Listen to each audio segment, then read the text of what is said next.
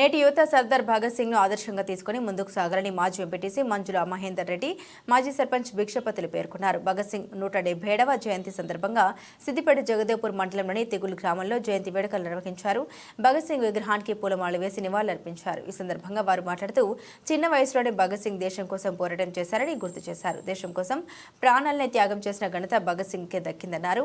నేటి యువత చెడుదారిన వెళ్లకుండా భగత్ సింగ్ అడుగుజాడల్లో నడవాలని సూచించారు. ఈ కార్యక్రమంలో వివిధ పార్టీల నాయకులు భిక్షపతి, లింగం, ఈశ్వర్, మహేందర్ రెడ్డి, ఆంజనేయులు, నితీష్ రెడ్డి, సైదయ్య, మల్లారెడ్డి, సిద్ధారెడ్డి, కృష్ణమూర్తి, జర్నలిస్టు పరశురాం తదితరులు పాల్గొన్నారు.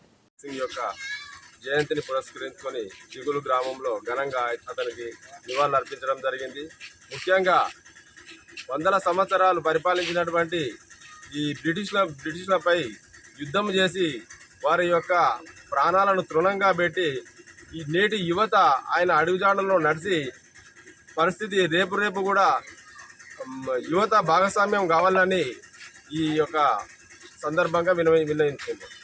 సమరయోధుడు సర్దార్ భగత్ సింగ్ జయంతి పురస్కరించుకొని ఈరోజు సిపిఐ కార్యాలయం ముందు భగత్ సింగ్ విగ్రహానికి జయంతి ఉత్సవాలు చేయడం జరుగుతుంది. అయితే భగత్ సింగ్ స్వతంత్ర ఉద్యమంలో దేశం కోసము, దేశ ప్రజల కోసం తన ప్రాణాలను లెక్క చేయకుండా అప్పటి 19 సంవత్సరాల వయసులోనే ఉద్యమంలో పాల్గొని ప్రాణాలు అర్పించిన మహావీరుడు.